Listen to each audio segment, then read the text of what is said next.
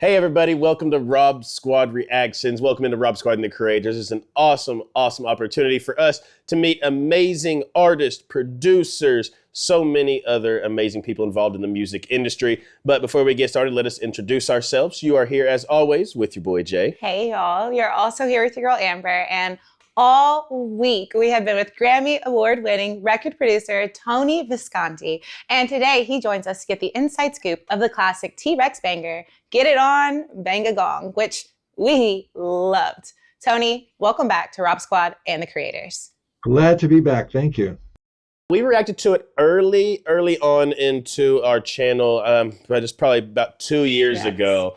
And we absolutely loved it. It's one of those iconic songs that once you hear it one time, it's stuck on a loop. It's stuck in your head. Yeah. It is that song that's stuck in your head. So we're gonna real quick, if you don't mind, we're just gonna show you a little clip, and I'm actually scared to see what I looked like 2 years ago. I was pregnant. I think you were pregnant during this time. But we're gonna show you that little snippet real quick before we get into it. Let's get right to it. Guys, today we're listening to someone that we have not reacted to on this channel before, and that is T.Rex. I can't help but laugh because when you told me what song we were listening to, I was like, T.Rex? That's definitely a unique name. No, neither one of us had heard of T.Rex besides the dinosaur. And the song that was suggested, they were like, hey, listen to T.Rex Bang a Gong. But we typed in Bang a Gong, and it shows like Bang a Gong, Get It On. So have absolutely no idea what to expect here. So T.Rex, Bang a Gong. Pick. So the lead singer for me, like you said, he was definitely feeling himself. Like he was fun to watch though. I'm surprised you didn't say footwork because you say that every single time. He definitely had some footwork, and you know we love, as most of you guys know, if you're loyal subscribers to us, we love someone who's gonna entertain and put on a show. And you know, especially those artists that they're having so much fun with it. You could tell he was literally having fun with it. Yeah, I definitely think he himself was lost in the moment. But the whole band, I think they were really good. The name T.Rex is definitely something that gets your attention. But I thought I heard some horns in there, but I didn't see somebody playing it. Am I crazy? I thought I heard some in there as well. Okay, maybe it was just in the soundtrack, and maybe I just didn't hear it. But overall, thoroughly enjoyed the song. Thank you guys so much. That was a different one. Oh my goodness! Make sure you drop down the comments. Oh, you looked adorable. The lead singer of T.Rex. That is back when we very first started recording with a paper brick wall, a recording on a dog crate. You know, it's funny though, because now I want to go back and watch the actual video of Bang It On, Get It, Bang a Gong, because of some of the stories we heard in our reaction with you, the Cosmic Dancer. And now I'm listening, I'm like, oh my gosh, he was really into it. He was really having a lot of fun. And now that I know his character a little bit better, I want to go back and like truly live it up with him in that moment. Yeah. I'll say, as soon as that part came up, I was like, oh, so it makes sense. The story you told us, and then obviously he was up there just showing out on stage, living his best life. Put those two together, and that's just him. Like you said, he was a character. So that was such a fun time, so long ago. Yeah, so long ago. Well, I'll tell you something. The reason why it's called Bang a Gong, Get It On is because exactly at that same time, there was an American R&B group who had a hit single with a song called Get It On. I feel inside a sight, get it on in the morning now. Like everybody was saying Get It On in those days, you know. And so we had to put Bang a Gong in front of it to change it. You know, for RIAA purposes, you know, to get royalties and to get radio. You know, if you get so many airplays, you get more money, et cetera, all things like that. So that's why it was changed to Bang a Gong, Get It On. But we didn't know that at the time. It was just bad or good luck, whichever way you look at it. You know, we put it out there, and somebody said, "Hey, wait a minute! Somebody else has got Get It On the radio right now." Picked it up. That's awesome. Well, we hear you have another song for us. The original T.Rex, Bang a Gong, Get It On. And I wanted to ask you before we got to that. I know like this song has been covered. Power Station covered it. Yes. If I'm they did. Correct. We did do that one. Yeah, I'll say, and you know, they did a really good version of it. Do you know of any others that have covered the song? No, not really. I know about the Power Station version, and Every time I see a live band who plays rock music, they play "Get It On." Get the people going. It's easy to remember. There's only 3 chords in the whole song. All right, let's check out T.Rex Bang a Gong. We're ready to jump right into it. Let's get it.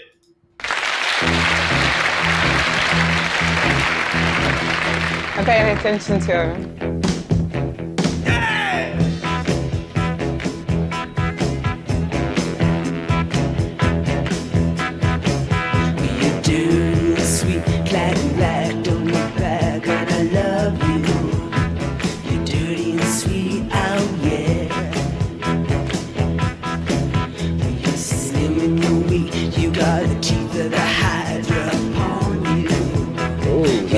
Sweet, you're my girl.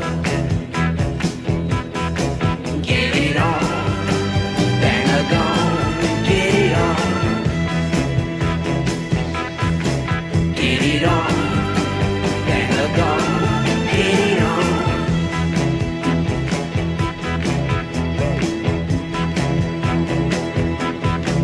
When you're beard like a car, you got a hubcap, diamond star halo. Like a car out there. You're hunting, that's the truth. With your cloak full of eagles. You're dirty, sweet, and you're my girl. Get it on. I love it. Get it on. Get it on. Bang a gong. Get it on.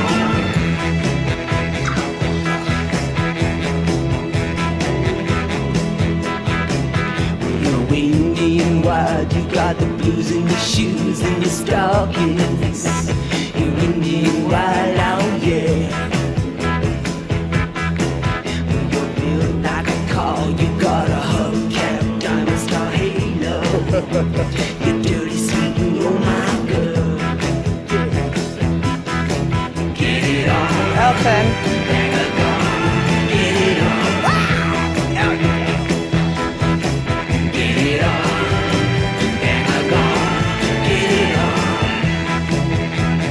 I think this may be one of the first songs that we really got with the bongo hand drums because we did it so early on in the channel. Yeah, for sure. No, coming from Cosmic Dancer to this and watching him on stage, he's so easy to just like fall into and watch every move he makes. He really captures your attention and just kind of holds it. So I'm thinking, obviously, we lost him pretty early on into his career, but with somebody who was so diverse in their sound and such a creative and had such a stage presence, I can only imagine what he could have done with the music industry if he had more time. If he lived as long as David, he would have had about 15 more albums out, Yeah, the confidence that he has on stage, naturally, like you gravitate towards it, and he really pulls you in. And Cosmic Dancer was such a cool song and so very different from this. I can only imagine the vast array of music that we would have gotten if he was able to continue. Well, there are about 8 albums out that he made. Check them out when you have the time. He was a very prolific writer. Yeah. He used to come with a school book, with the funny squiggles on the cover, like an ordinary school manuscript book. He just opened it up and he had about 50 lyrics in that book. And he would just flip through it. He'd go, okay, we'll do this song. And there was no shortage of writing. He had them all prepared. He had the next, 20 years mapped out in that little school book. That's awesome. The next 20 years, that is crazy. I'd like to point out a little nerdy thing that he played on the guitar, that every time I see a group play this live, they play the wrong chord. And I will do a great service to guitar players all over the world if I show you what that chord is. Yes, please. Go for it. Show them. So what people do is they go, they go like that.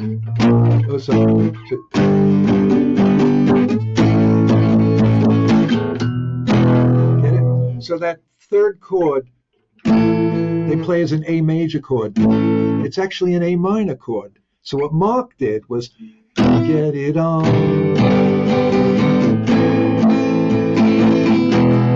It's more haunting, Yeah, it's got that. It's got that more of a draw to it. All you guys and girls, that's an A minor chord. Right here. Y'all heard it first. We're gonna have to clip just that little part, a teaching lesson from the producer himself. It is an A minor. If you don't do that, I'll jump on the stage and smack you. This is such a great time again. Having you here has been a blast. Let's go ahead and finish this out.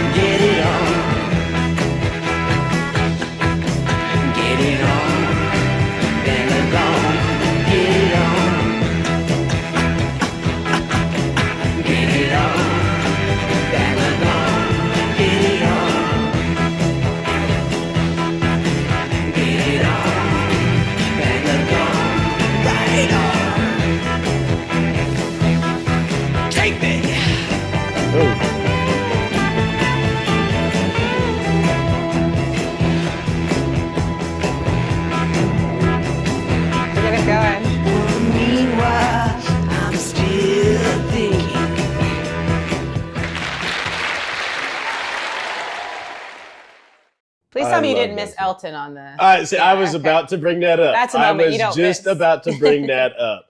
Elton on the piano. How did y'all pull that off? Well, Marc was worshipped at this time from between 71 and 73. He was selling more records than anybody else, more than Bowie, more than Elton. One of the singles, maybe even this one, we sold for a few weeks. We sold up to like 50,000 copies a day. Wow! I could see that though. He made loads of money, and I, as a producer, was on a percentage of that. So I was able to phone up the record label every day, and they say, "How much did we sell today?" You know. So this is the funny thing about Marc. He was always had to double things, and he always had to fib a little bit and boost himself up. So one day I phoned up and I said, "How much did we sell today?" And they said 20,000. I go, "Oh, great. Okay, that was wonderful." Put the phone down, and Marc would ring. The phone rang, and I picked it up. It was Marc, and he said, "Hey, Tony, he says, "We sold 40,000." And he had to double it. We sold 30,000. He'd say 60,000. Yeah. Hey, trying to make himself feel better. Oh, I love it. He's got a big personality. That is so funny. But hey, Tony, before you get out of here today, I wanted to ask you something because I heard all about your new autobiography, Bowie, Bolan, and the Brooklyn Boys. And I just had a question for you. Like, as a kid, did you ever imagine you would be in the spot you were in? I wanted to be a musician. When I was about 13, I played at a wedding and I made $5. And I said, "This is a good job." This is it. I already had a few years of guitar lessons, and I played ukulele and all that. And I said, "This is a good job. I'm going to stay in this business." So I did a lot of work in New York City until I was about 18, and I got a publishing contract. And then when the Beatles came out, I said, "How do I get to England? I got to go to England. That's where I belong." George Martin was my idol, the producer of the Beatles. And like him, I was a musician, and I also was an arranger. I had learned arranging in high school, and I could write for any size orchestra. What a great trait what a great skill to learn in high school. The high school was called New Utrecht High School, and it was in Bensonhurst, Brooklyn. Okay. And the head of the music department he understood that I was a talented kid. I came in with the guitar, and I played Malagueña for him.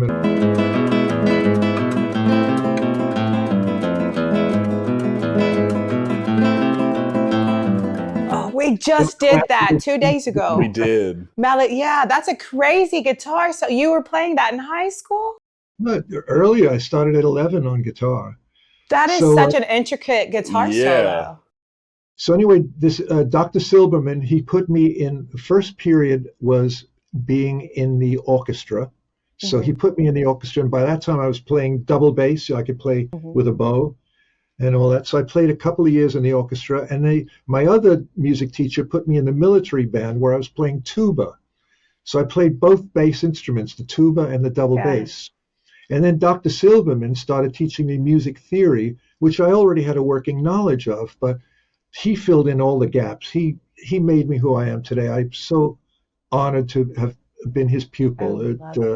It set me up for life. I love that. That is so sweet. Shout out to Dr. Silverman. Shout out to educators. No doubt about it. Well, Tony, thank you so much for just hanging out with us all week, bringing us these amazing songs, these amazing stories, getting the inside details. It has been an absolute honor for us, and hopefully we can get you back on here today or another day to talk some more. But guys, before we let him go, again, go check out the autobiography. He's got a new album just came out, Apollo 80. If you guys haven't seen our other videos already where he was showing it off, we'll put it down in the description. Make sure y'all go check it out. But we always send our RSR family out of here, Mr. Tony, with we love you, we thank you, we appreciate you. And remember, every single day that y'all wake up, it is a blessing and that you are blessed. And for you new family members to hit that subscribe button down below, we welcome y'all to the RSR family, but you have a goal every day, just like we do. Let them know. All right, y'all, let's just go out this world today. Let's spread light, let's spread love, and let's just try to make somebody smile. We love y'all. Till next time, we'll see you guys later. Bye. Get it on, bang a gong, get it on.